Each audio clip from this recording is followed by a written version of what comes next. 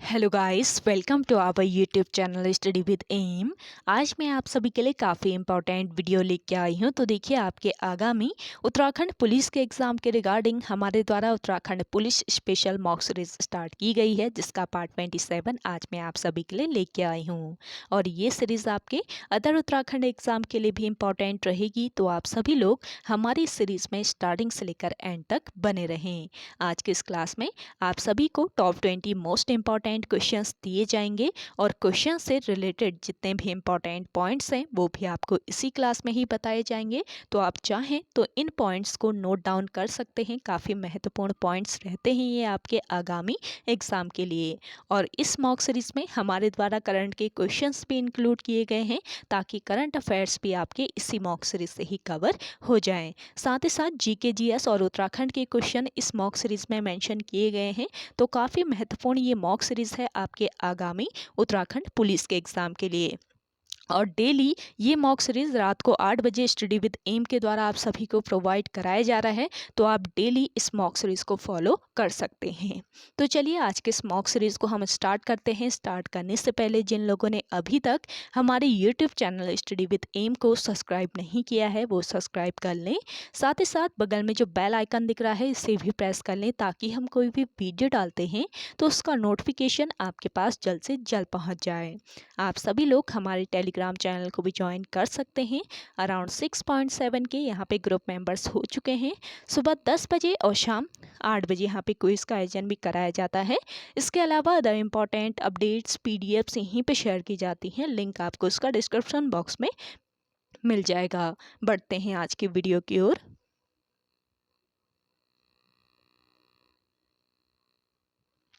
इस सीरीज का पहला क्वेश्चन है, हाल ही में किस राज्य में नुआखाई उत्सव मनाया गया है? तो देखिए, हाल ही में नुआखाई उत्सव मनाया गया है किस राज्य में?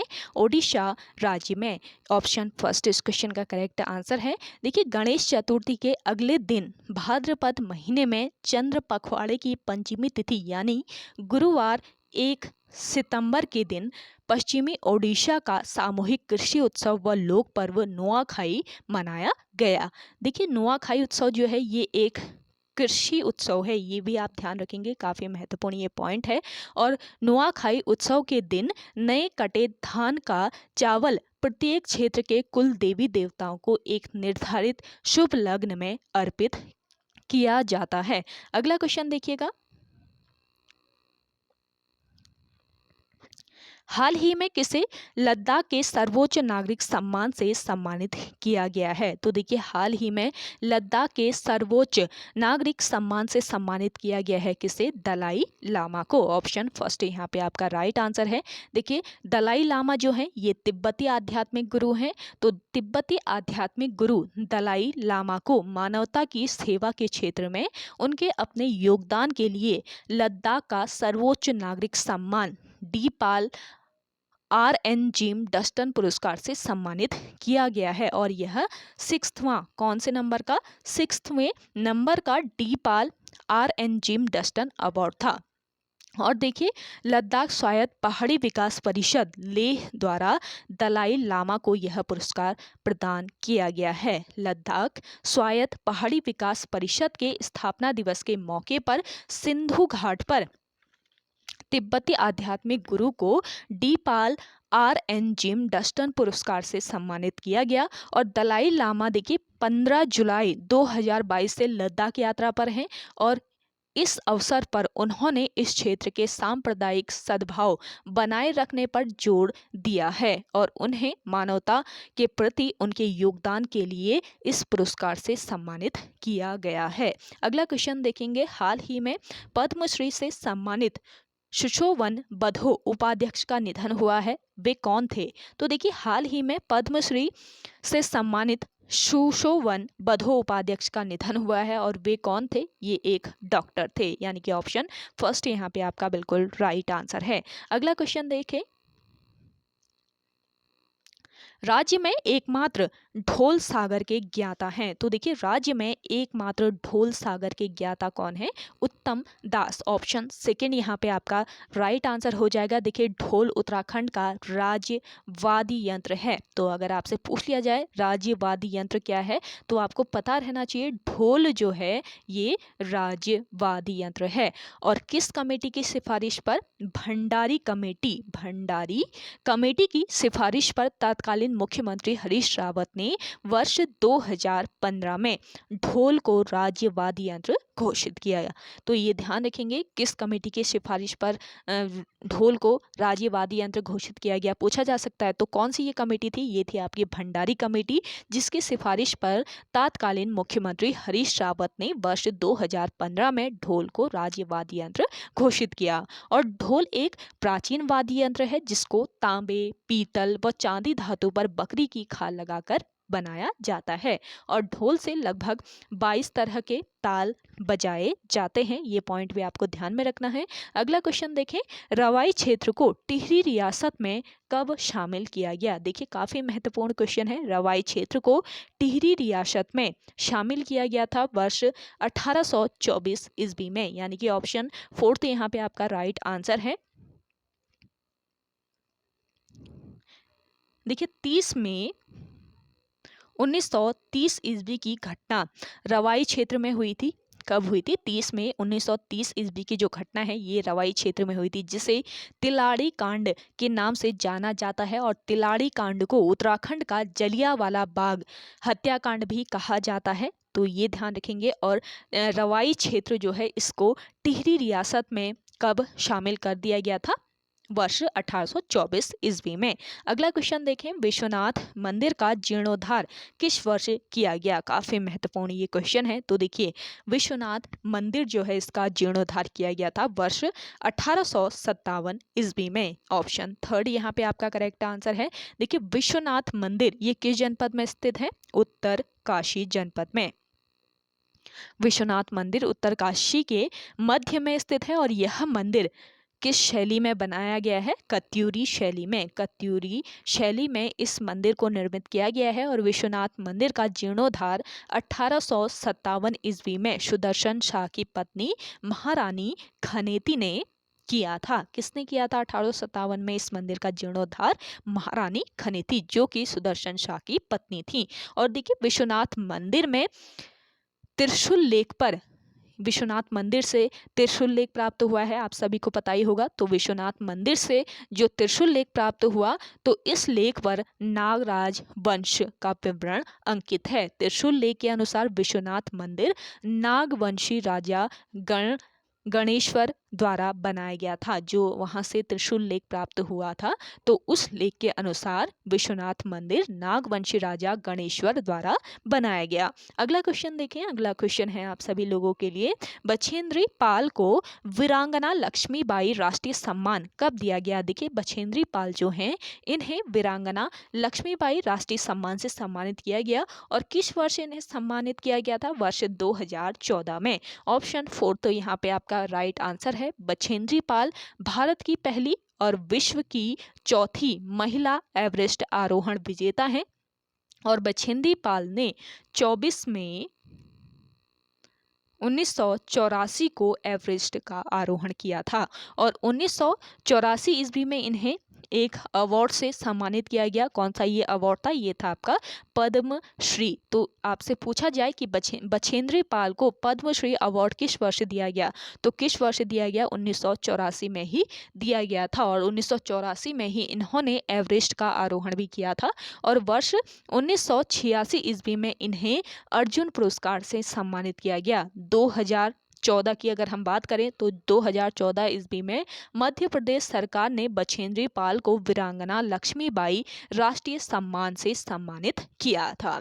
और बछेंद्री पाल का नाम 1990 ईस्वी में गिनीज बुक ऑफ रिकॉर्ड में शामिल हुआ। और ये टाटा स्टील एडवेंचर फाउंडेशन से भी जुड़ी हुई हैं। अगला क्वेश्चन देखें, आसन वेटलैंड संरक्षण आरक्षित की स्थापना किस वर्ष की गई? देखिए सन वेटलैंड संरक्षण आरक्षित जो है इसकी स्थापना किस वर्ष की गई? इसकी स्थापना की गई वर्ष 2005 में। ऑप्शन फर्स्ट यहाँ पे आपका राइट आंसर हो जाएगा। आसन वेटलैंड संरक्षण आरक्षित की स्थापना 2005 में कहाँ पर हुई थी? देहरादून में। ये ध्यान रखेंगे कहाँ पर इसकी स्थापना हुई ये भी आपको पता रहना चाहिए। तो वर्ष 2005 में इसकी स्थापना देहरादून में हुई थी। और आसन वेटलैंड आरक्षित 440 वर्ग हेक्टेयर क्षेत्र में फैला हुआ है। अगला क्वेश्चन है गौचर औद्योगिक मेले का प्रारंभ किसके द्वारा किया गया? देखिए गौचर औद्योगिक जो मेला है इसका प्रारंभ किसके द्वारा? इसका प्रारंभ किया गया था कमिश्नर बर्नेडी के द्वारा। ऑप्शन सेकेंड यहाँ पे आपका राइट आंसर हो जाएगा। अगर आपसे क्वेश्चन पूछा जाए कि नेहरू जो आपके जवाहरलाल नेहरू हैं ये गौचर कब आए थे?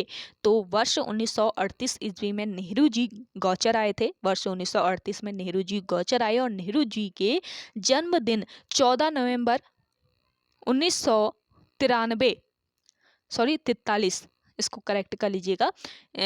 जो आपका नेहरू जी हैं तो नेहरू जी गौचर आए थे वर्ष 1938 ईस्वी में। 1938 ईस्वी में नेहरू जी गौचर आए। नेहरू जी के जन्मदिन 14 नवंबर 1943 ईस्वी से गौचर औद्योगिक मेले का प्रारंभ हुआ था। तो ये ध्यान रखेंगे गौचर औद्योगिक मेले का प्रारंभ कब से हुआ ये भी आपसे पूछा जा सकता है। तो 1943 आपको याद रखना है और इसी दिन नेहरू जी का जन्मदिन भी होता है। तो इन्हीं के जन्मदिन 14 नवंबर 1943 ईस्वी से गौचर औद्योगिक मेले का प्रारंभ हुआ। और गौचर जो है ये किस जिले में स्थित है पूछ लिया जाए तो चमोली जिला आप सभी को पता ही होगा। चमोली जिले में स्थित एक कस्बा है गौचर जो 7 पहाड़ियों से घिरा हुआ है। और गौचर जो है ये अलकनंदा नदी के तट पर बसा एक हिल स्टेशन है। और 1920 ईस्वी में लेडी वेलिंगटन यहाँ हवाई मार्ग से उतरी थी तब इस शहर को पहचान मिली। लेडी वेलिंगटन ने गौचर में चरागाह निर्माण के लिए किसानों को प्रेरित किया था। और वर्ष 2019 में गौचर को स्वच्छ गंगा टाउन का पुरस्कार दिया गया था। अगला क्वेश्चन देखें। जो भी महत्वपूर्ण पॉइंट्स होते हैं वो आपको यहाँ पे बताए जाते हैं तो आप इनको नोट डाउन जरूर कर लें और इस तरीके से आप नोट्स बना सकते हैं। काफ़ी महत्वपूर्ण ये पॉइंट आपको बताए जा रहे हैं और इन पॉइंट्स से भी आयोग क्वेश्चन पूछ सकता है। तो आप सभी लोगों को इनको नोट डाउन कर लेना है। एक एक पॉइंट आपको यहाँ पे बताए जा रहे हैं ताकि आयोग कोई भी क्वेश्चन आपसे पूछे आप करेक्ट करके आएँ। अगला क्वेश्चन है नौठा कौतिक उत्सव किस धाम में मनाया जाता है? देखिए नौठा कौतिक उत्सव मनाया जाता है किस धाम में? आदि बद्री धाम में। ऑप्शन फर्स्ट यहाँ पे आपका करेक्ट आंसर है। नौठा कौतिक उत्सव चमोली जनपद के आदि बद्री धाम किस जनपद में स्थित है? चमोली जनपद में। तो चमोली के आदि बद्री धाम में ये मनाया जाता है जो कि पाषाण युद्ध के लिए प्रसिद्ध है। और आदि बद्री धाम में नौठा कौतिक उत्सव को किस नाम से भी जाना जाता है? हिमालय महोत्सव। हिमालय महोत्सव के नाम से भी इसे जाना जाता है। तो ये ध्यान रखेंगे। अगला क्वेश्चन देखें। अंतर्राष्ट्रीय नाविक दिवस किस दिन मनाया जाता है? काफ़ी महत्वपूर्ण क्वेश्चन है ये आप सभी लोगों के लिए। आप सभी को आज का ये सेशन पसंद आ रहा है तो लाइक कर लीजिए। जिन लोगों ने अभी भी हमारी YouTube channel study with M को सब्सक्राइब नहीं किया है वो सब्सक्राइब कर लीजिएगा और ज़्यादा से ज़्यादा आपको इस सेशन को शेयर करना है अपने दोस्तों के साथ अपने व्हाट्सएप ग्रुप्स में। और काफ़ी महत्वपूर्ण ये सेशन है तो आप डेली रात को 8 बजे स्टडी विद एम के द्वारा ये प्रोवाइड कराया जा रहा है। डेली आप इसे फॉलो कर सकते हैं इस क्लास को। अगला क्वेश्चन देखिए। अंतर्राष्ट्रीय नाविक दिवस किस दिन मनाया जाता है? तो देखिए अंतर्राष्ट्रीय नाविक दिवस मनाया जाता है कब? 25 जून को। ऑप्शन फोर्थ यहाँ पे आपका करेक्ट आंसर है। देखिए दुनिया भर में वाणिज्य एवं आर्थिक प्रणाली में नाविकों के अमूल्य योगदान को मान्यता देने के उद्देश्य से प्रतिवर्ष 25 जून को अंतर्राष्ट्रीय नाविक दिवस का आयोजन किया जाता है। और दुनिया भर का लगभग 90% दुनिया भर का लगभग 90% व्यापार जहाज़ों के माध्यम से किया जाता है। और इन जहाज़ों का संचालन किसके द्वारा? नाविकों के द्वारा किया जाता है जो पानी के माध्यम से व्यापार के सुचारू प्रवाह को सुनिश्चित करने के लिए अथक प्रयास करते हैं। और देखिए अंतर्राष्ट्रीय समुद्री संगठन जो कि नौवहन को नियमित विनियमित करने हेतु उत्तरदायी संयुक्त राष्ट्र की एक विशेष एजेंसी है। तो इसने वर्ष 2010 में प्रति वर्ष 25 जून को अंतर्राष्ट्रीय नाविक दिवस के रूप में मनाने की घोषणा की और इसके बाद वर्ष 2011 में पहला अंतर्राष्ट्रीय नाविक दिवस आयोजित किया गया। तो अगर आपसे क्वेश्चन पूछा जाए कि पहला अंतर्राष्ट्रीय नाविक दिवस कब मनाया गया, तो आपको पता रहना चाहिए वर्ष 2011 में। अगला क्वेश्चन देखिएगा, नेक्स्ट क्वेश्चन है सियाचिन ग्लेशियर किस पर्वत श्रृंखला में स्थित है? सियाचिन ग्लेशियर स्थित है आपके काराकोरम पर्वत श्रृंखला में। ऑप्शन फर्स्ट इस क्वेश्चन का करेक्ट आंसर है। देखिए काराकोरम एक विशाल पर्वत श्रृंखला है जिसका विस्तार भारत, इसके अलावा पाकिस्तान और चीन, इस पर्वत श्रृंखला का जो विस्तार है ये भारत, पाकिस्तान और चीन के लद्दाख, गिलगिल बल्तिस्तान और शिनजियांग क्षेत्रों तक है।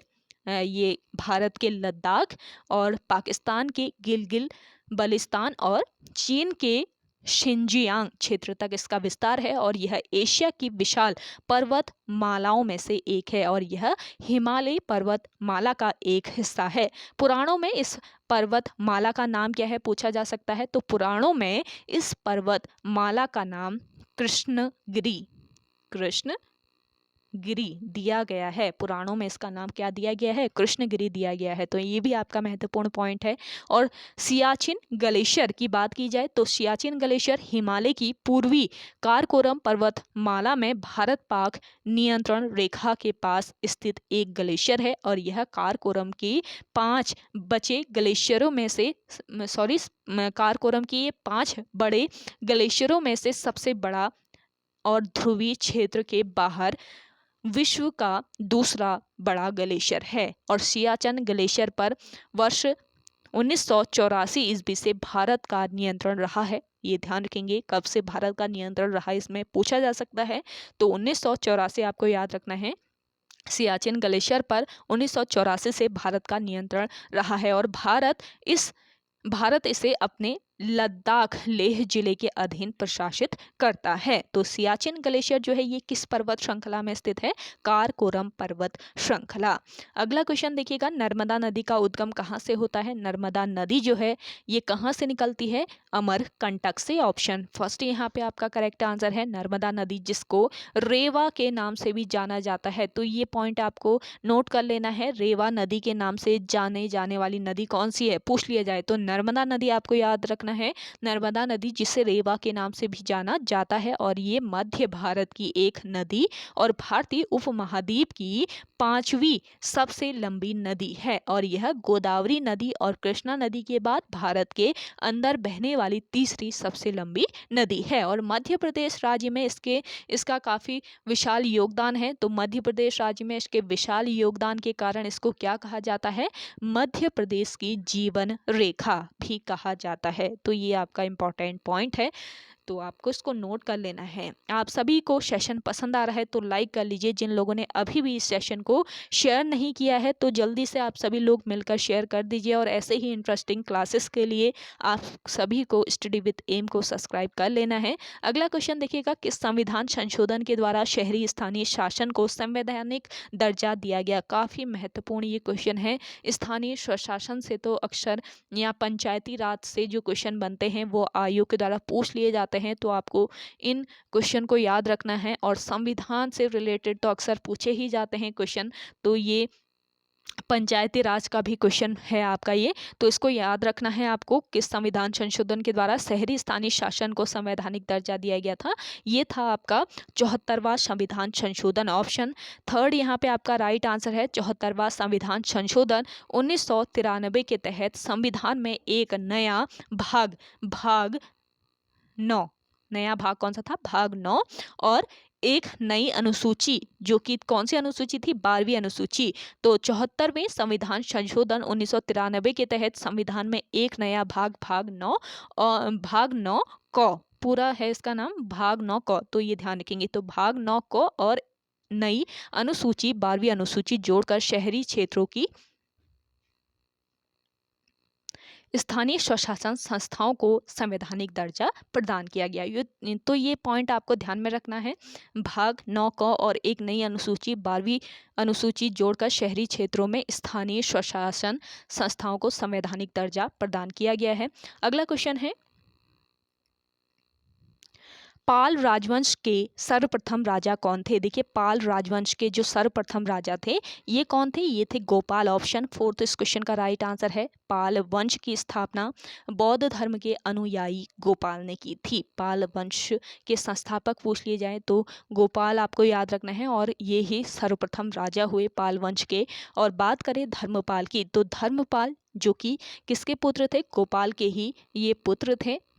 तो इसने विक्रमशिला विश्वविद्यालय की स्थापना की, साथ ही साथ नालंदा विश्वविद्यालय का जीर्णोद्धार भी कराया था। और बात करें देवपाल की, तो देवपाल पाल वंश का सर्वाधिक शक्तिशाली शासक था।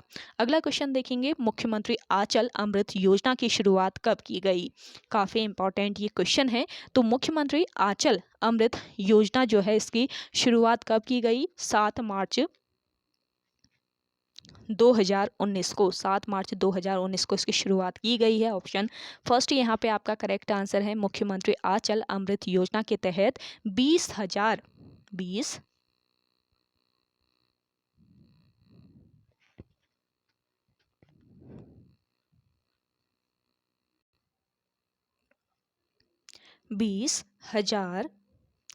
आंगनबाड़ी केंद्रों में पढ़ने वाले जो बच्चे हैं तो इनको सप्ताह में 2 दिन 100 से 190 मिलीलीटर दूध मिलेगा। तो इस योजना के तहत ऐसा कहा गया, और इस पहल के तहत 2.5 लाख बच्चों को उचित पोषण मिलेगा। तो ये ध्यान रखेंगे, मुख्यमंत्री आंचल अमृत योजना जो है इसकी शुरुआत 7 मार्च 2019 को की गई। और मुख्यमंत्री आंचल अमृत योजना के तहत 20,000 आंगनबाड़ी केंद्रों में पढ़ने वाले बच्चों को सप्ताह में 2 दिन, सप्ताह में सिर्फ 2 दिन 100 से लेकर 190 मिलीलीटर दूध मिलेगा। और इस पहल के तहत 2.5 लाख बच्चों को उचित पोषण दिया जाता है। अगला क्वेश्चन देखेंगे, नौरंगी बीमार कहानी संग्रह के लेखक कौन है? नौरंगी बीमार इस कहानी संग्रह के लेखक कौन है? शेखर जोशी। ऑप्शन 4 यहाँ पे आपका राइट आंसर हो जाएगा। देखिए, शेखर जोशी जो हैं इनका संबंध अल्मोड़ा से है, अल्मोड़ा से इनका संबंध है। और इनकी प्रमुख रचनाओं की अगर हम बात करें तो मेरा पहाड़, कोशी का घटवार, एक पेड़ की याद, इसके अलावा हलवाहा व डांगरी वाले इनके कुछ प्रमुख रचनाएं हैं जो आयोग के द्वारा पूछ लिए जाते हैं, तो इनको ध्यान रखें। और एक पेड़ की याद इनकी जो एक रचना है, इसके लिए इन्हें वर्ष 1987 ईस्वी में एक पुरस्कार दिया गया। कौन सा ये पुरस्कार था? ये था महावीर प्रसाद द्विवेदी पुरस्कार। तो ये पॉइंट भी आपको ध्यान में रखना है। अगला क्वेश्चन देखेंगे, हेवल घाटी टिहरी में इंटर कॉलेज की स्थापना किसने की थी? देखिए, हेवल घाटी टिहरी में इंटर कॉलेज की स्थापना की थी किसने? गोपेश्वर कोठियाल ने। ऑप्शन फर्स्ट यहाँ पे आपका राइट आंसर हो जाएगा। गोपेश्वर कोठियाल जो है इनका संबंध किस जनपद से? टिहरी गढ़वाल से इनका संबंध है। और वर्ष 1947 ईस्वी को देहरादून से निकलने वाले साप्ताहिक अखबार युगवाणी का इन्होंने संपादन किया। तो आपको ध्यान में रखना है, युगवाणी जो साप्ताहिक पत्र था इसका संपादन किसने किया था? गोपेश्वर कोठियाल ने। अगला क्वेश्चन देखिएगा, अगला क्वेश्चन है, गेंदी का खकोटी उत्सव किस जनपद में मनाया जाता है? देखिए, गेंदी का खकोटी उत्सव ये मनाया जाता है किस जनपद में?